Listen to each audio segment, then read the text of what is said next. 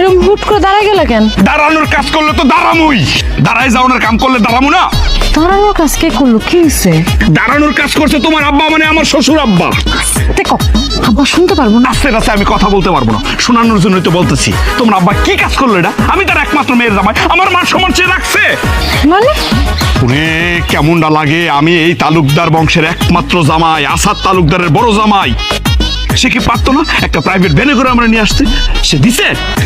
আমার জামাইটা তো খুবই বাড়তেরা, বিয়ার পর থেকে খালি একের পর এক আবদার আবদার আবদার, ওর আবদার দুটাইতে আমার জীবন শেষ। এই বাড়ির কেউ কি আমার সম্মান রক্ষা করছে না চেষ্টা করছে? আস্তে কথা কও, আশেপাশে মানুষ শুনতে পারবো। কোনো আস্তে নাস্তে নাই। আমি কি বাসর করে লুডো খেলতেছি যে কেউ দেখলে কেউ শুনলে মান সম্মান যাইবো? আমি তো জোরে জোরে বলতেছি, আমি তো চাই শুনুক, তালুকদার বংশের সবাই জানুক যে তার একমাত্র জামাই আইছে। দৌড়ে